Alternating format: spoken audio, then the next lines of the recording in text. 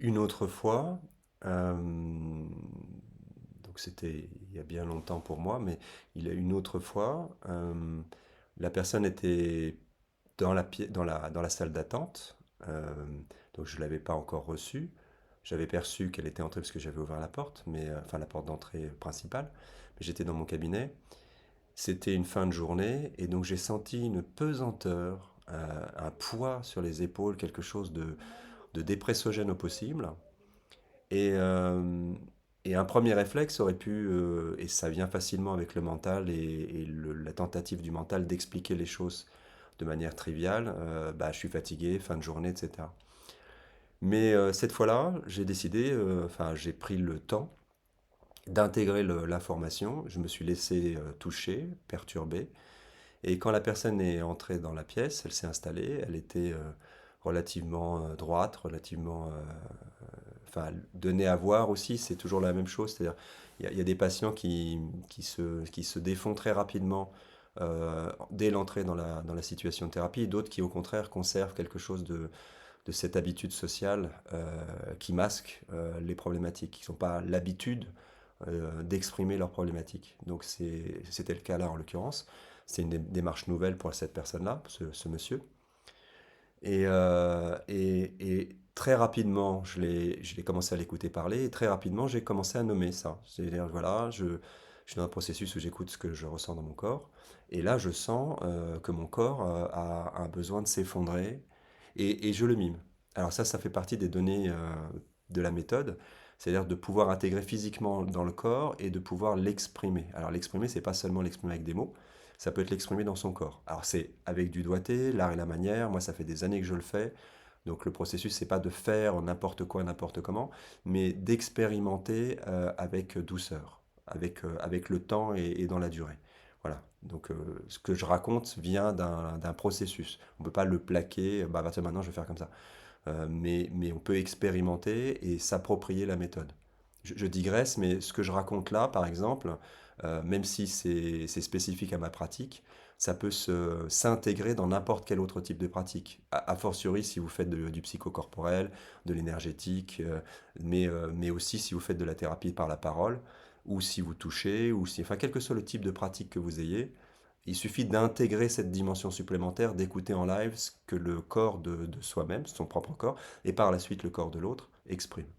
Si vous avez l'habitude d'écouter le corps de l'autre parce que vous faites du psychocorporel, il s'agit d'intégrer en plus ce que votre corps vous dit, ce que vous, vous ressentez. Donc voilà, je ferme cette parenthèse, on la retravaillera plus tard. Mais du coup, cet homme-là, bah, j'ai commencé à nommer ça, et il y a quelque chose d'un effondrement dans mon corps qui s'est laissé manifester. C'est-à-dire que j'étais plus en train de...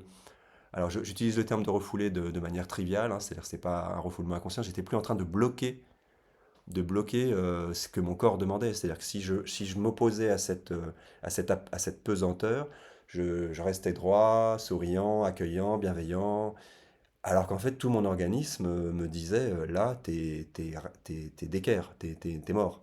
T'es assommé, il y a la main de Dieu qui t'appuie sur les épaules et qui te dit incline-toi, écrase-toi.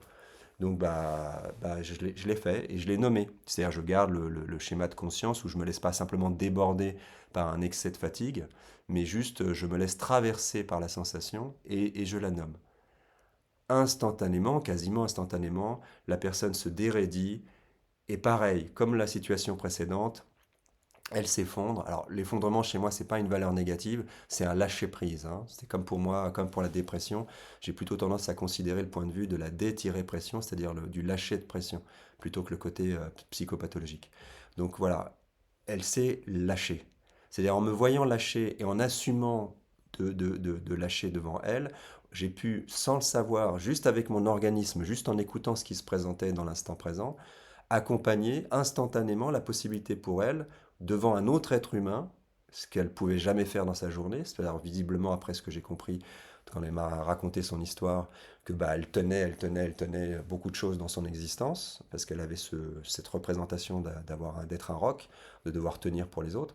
Et là, hop, elle s'est mise à la tristesse, le visage s'est décomposé, il n'y avait pas encore les larmes, mais il y avait quelque chose qui pouvait juste lâcher et expérimenter ça.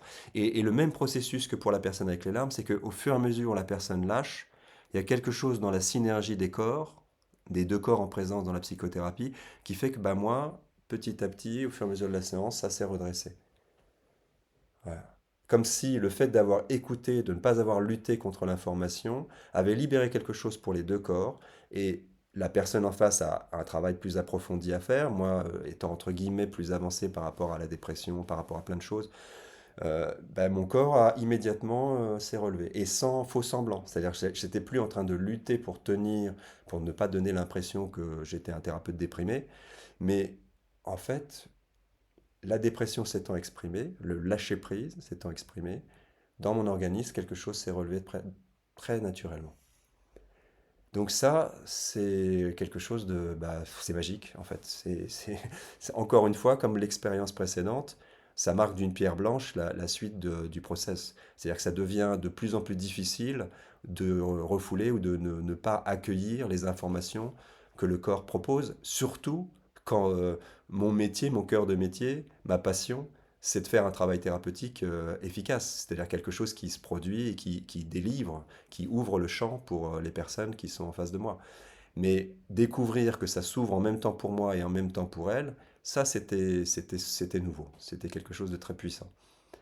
Alors, à partir de là, bah, beaucoup d'informations sensorielles peuvent se présenter. Une des choses les plus particulières qui m'a été donnée d'observer dès le départ, c'était le plexus solaire. Très très vite, dans les situations d'angoisse notamment, quelque chose de très serré, de très douloureux dans l'organisme, dans mon corps à moi, se manifestait. Et donc là aussi, je l'avais déjà repéré euh, dans mes années précédentes de travail, de psychologue, mais là, maintenant que j'étais dans un processus d'écoute et d'exploration et d'expression, j'ai commencé à le nommer. Et j'ai découvert ce qui n'était jamais nommé habituellement, parce que les gens parlent de leur histoire, ils parlent pas de ce qui se passe dans leur corps la plupart du temps, sauf quand ils ont des symptômes puissants, mais en général, ils en partent pour nommer à quel point ils sont souffrants, pas pour apprivoiser. Et là, j'ai eu la surprise de découvrir que bah, les plexus des autres personnes en face de moi étaient dans la même réaction que celle que je ressentais.